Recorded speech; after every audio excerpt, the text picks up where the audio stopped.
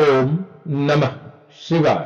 प्रभु जी, आप सुन रहे हैं श्री राम कथा में लंका कांड भाग 3। अभी तक आपने सुना लक्ष्मण जी का मूर्छा ठीक हो गया। अब कथा आगे।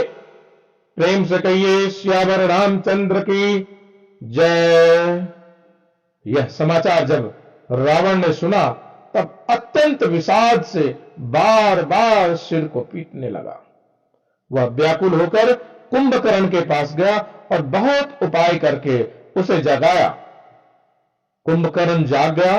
वह ऐसा दिखाई दे रहा है मानो स्वयं काल ही शरीर धारण कर रखा है। रावण कुंभकर्ण को सारी वृतांत सुनाया।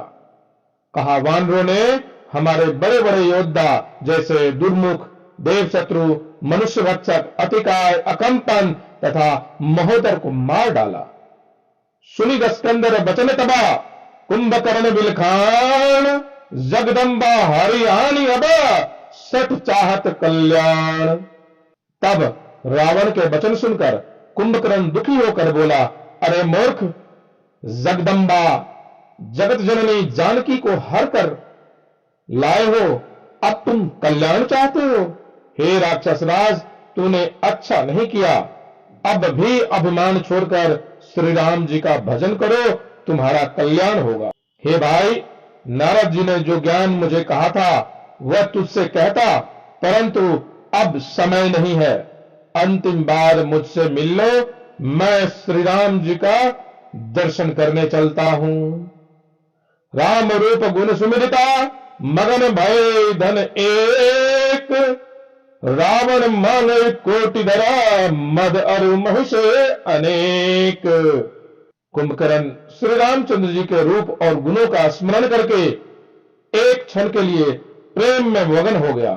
फिर रावण ने करोड़ों घड़े मदिरा और अनेकों भैंसे मंगाए, जिसे खाकर और मदिरा पीकर कुंभकर्ण मद में चूर होकर जोर से गरजा और विराट सेना के ही युद्ध क्षेत्र की ओर चल दिया। विभीषण ने उसे आते देख प्रणाम किया तथा कुंभकर्ण ने भी उसे उठाकर हृदय से लगा लिया और कहा, रावण के सिर पर मृत्यु नाच रहा है। तुम राक्षस कुल के भूषण हो गए हो, तुम श्री राम जी का भजन करो। हे भाई, मैं अब काल के वश में हो गया हूं, मुझे अपना पराया नहीं सूझता, इसलिए अब तुम जाओ। भाई का वचन सुन विभीषण जी राम जी के पास लौट आए और बोला, हे नाथ, पर्वत के समान देह वाला कुंभकर्ण आ रहा है। उसे देखकर बानर भालू उस पर करोड़ों पहाड़ों के शिखर फेंकते हैं, परंतु उससे उसका कुछ भी नहीं हुआ। तब हनुमान जी ने कुंभकर्ण को एक घूसा मारा, वह पृथ्वी पर गिर पड़ा। फिर कुंभकर्ण ने हनुमान जी को मारा, तब वे भी पृथ्वी पर गिर पड़े। फिर उसने नल नील को पृथ्वी पर पछाड़ दिया। वानर सेना भयभीत हो गया, कोई सामने नहीं आता। अंगद आदि को पछाड़ने के बाद सुग्रीव को कांध में दबाकर चल दिया। बाद में सुग्रीव ने मुर्दे के समान कांख से खिसक गए और कुंभकर्ण का नाक कान काट लिया। कुंभकर्ण युद्ध में करोड़ों बंदर को मारते हुए आगे चलता जाता है। तब श्री राम जो बोले, हे सुग्रीव, विभीषण और लक्ष्मण, तुम लोग सेना संभालो, मैं इस दुष्ट को तथा इसकी सेना को देखता हूं। ऐसा कहकर श्री राम जी उसका दोनों हाथ काटकर फिर उसके मुख को वालों से भर देते हैं, फिर भी वह पृथ्वी पर नहीं गिरता है। तब श्री राम जी ने उसके सिर को धड़ से अलग कर दिए। प्रभु जी, कुंभकर्ण का सिर रावण के आगे जाकर गिरा। कुंभकर्ण का वध देखकर देवताओं ने आकाश से फूल बरसाए।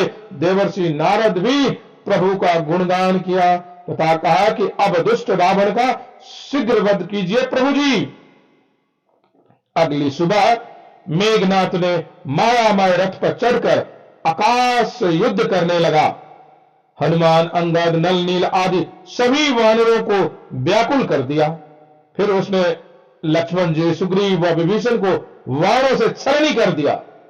मेघनाथ श्री राम जी को नागपाश में बांध दिया। मेघनाथ सेना को भयभीत देखकर पृथ्वी पर आ गया। फिर जामवंत जी ने मेघनाथ को पृथ्वी पर पटक दिया, किंतु वरदान के कारण वह मारे नहीं मरता।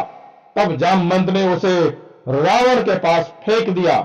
इधर देवर्षि नारद ने गरुड़ को नागपाश काटने के लिए भेज देते हैं। गरुड़ जी सभी माया सर्पों को खा जाते हैं। मेघनाथ की मूर्छा जब खुली तो पिता को देखकर कहा, मैं अजय यज्ञ करने पर्वत गुफा में जाता हूं। तभी विभीषण जी ने राम जी को सलाह दी, मायावी मेघनाथ अपवित्र यज्ञ कर रहा है। यदि यज्ञ सिद्ध हो गया तो वह जल्दी मारा नहीं जाएगा। तब रघुनाथ जी ने लक्ष्मण जी तथा सभी वानरों से कहा, तुम सब उसके यज्ञ को विध्वंस करो और हे लक्ष्मण, तुम शीघ्र ही मेघनाथ का वध करो। रघुपति चरण नाई शिरु, चले तुरंत अनंत, अंगद नील ममंद नला, संग सुभट हनुमंत। रघुनाथ जी के चरणों में सिर नवाकर लक्ष्मण जी तुरंत चले।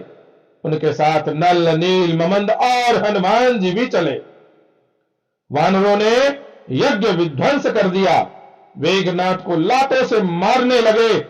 तब मेघनाथ क्रोधित होकर त्रिशूल लेकर बाहर दौड़ा, हनुमान जी और अंगद को घायल कर दिया। मेघनाथ लक्ष्मण जी के साथ मायावी युद्ध करने लगा। लक्ष्मण जी ने श्री राम जी को स्मरण कर वान का संधान किया।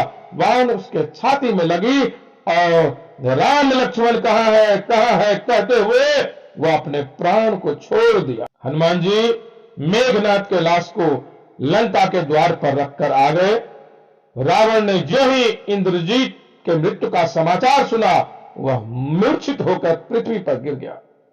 मंदोदरी छाती पीट कर रोने लगी। नगरवासी सभी रावण को कोसने लगे। पूरे लंका में कोलाहल मच गया। प्रभु जी, आज की कथा यहीं विश्राम देते हैं। आगे की कथा पुनः आगे।